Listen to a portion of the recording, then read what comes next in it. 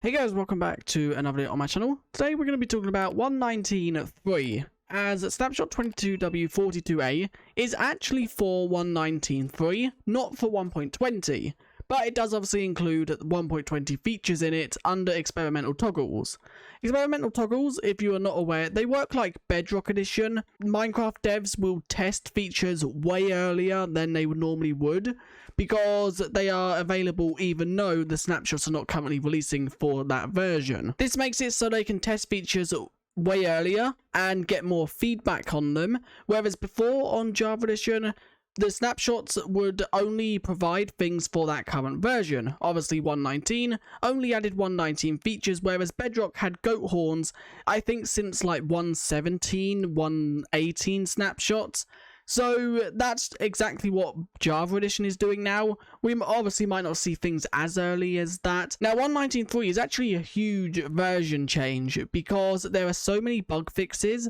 Currently 119.3 only adds bug fixes and obviously a few tweaks, but some of the bug fixes are actually huge. So today we're going to cover some of the good ones that might affect you playing Minecraft. So the first one is to do with allays, and actually allays should now only collect a potion of the type they are holding. So as you can see, I can throw a load of potions right there and then throw the one it's holding, and it will now only collect the one it's holding. It will leave all the others on the floor. This is the same with potion arrows. So as you can see, it is holding night vision ones. If I throw all these on the floor, it will only collect the actual night vision ones and return them all to me. So this now makes sorting potions a lot more convenient because you can now use allays to do it. Another bug that has been fixed with allays is they will now actually not hesitate when doing certain actions, like picking up items, throwing items to a player, or a note block. There was a bug on Java causing them to hesitate for a second before actually completing the action. They will now no longer do that, and they will now give you the item as quickly as they possibly can, as you can see right there. For anyone wondering, I am just going to quickly show you. So we have a 3-minute and an 8-minute potion right here. Let's quickly give the allay the 3-minute one, and let's throw both of them on the floor. Does the allay pick up both of them? It hesitated for a second there, but it doesn't. It will only pick up the exact time as well as the potion. So as you can see, it picked up the 3-minute one, and it's left the 8-minute one on the floor. Another huge change is actually having items within an inventory. You can now click Q on them to throw them out. Before, you could do this on your actual like hotbar, but you can now do it inside of chests, also shulker boxes, also barrels, and also things like furnaces. So if you have an item in there, you can then just queue it out without having to drag it, which it's not really that useful for a lot of things.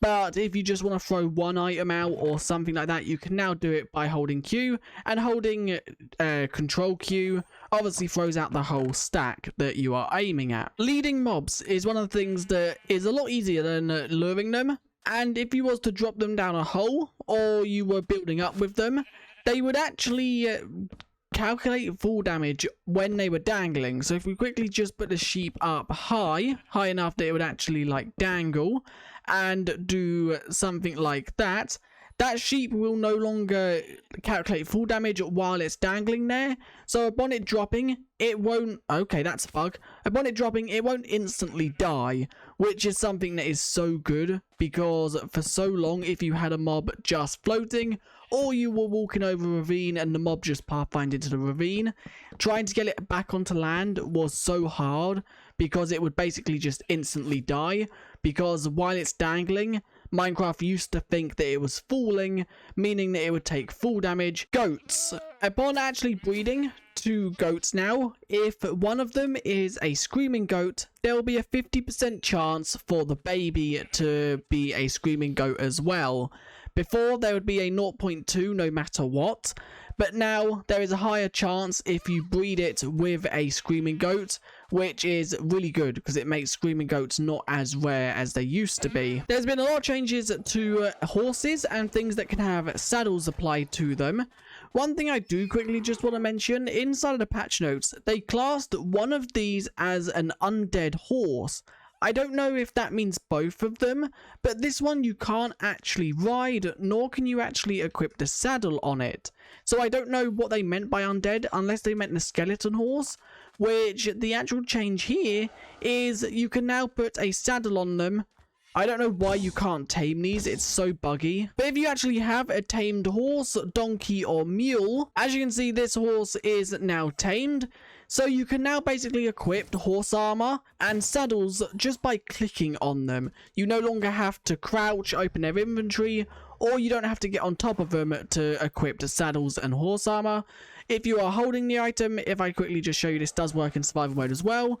If you are holding the item, it will instantly equip it on it if you obviously click on it, which is so much better. This also works with llamas and carpets, but once again, it does have to be somewhat tamed before you can do it. If it's not actually tamed, it won't let you put the carpet on it, as you can see. Okay, this one is now tamed. As you can see, I can open up its GUI, and upon clicking on it, you can see that you put the carpet on.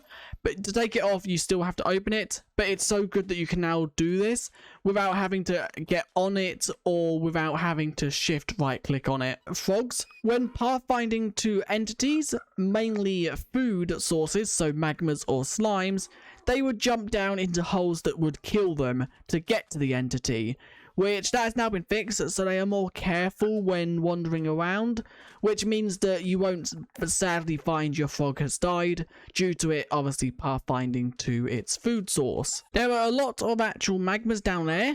I just want to put a few frogs here to see if they'll jump down there. This isn't enough to kill them because they don't take as much fall damage as other mobs. But yeah, as you can see, they are not jumping down there to get the actual magmas.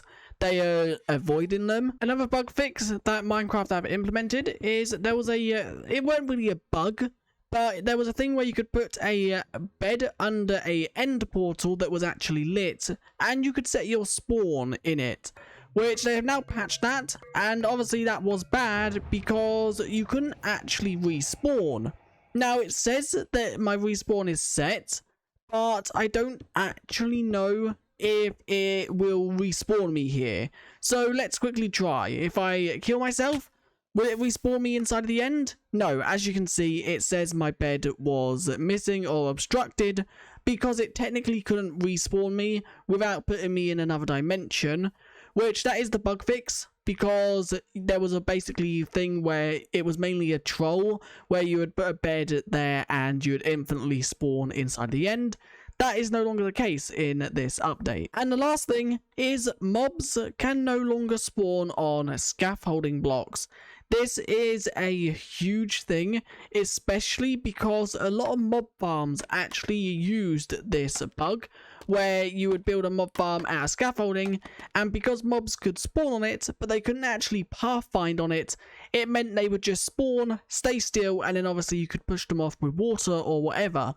So I have actually got a mob farm for this, which I'll show you a few things on screen, so you can see what I mean by mob farms. But yes, mobs will no longer be able to spawn on scaffolding in 1.19.3. So if you have got a farm that uses scaffolding spawns, you might have to rebuild it or change how it works. But anyway, that is where I'm going to end this video. If you did enjoy, leave a like and subscribe. Let me know what you guys think of 1.19.3. Now, this is only the first snapshot, and I expect we will see plenty more before 1.19.3 is ready for release. And I guess I'll see you guys in the next one. Bye.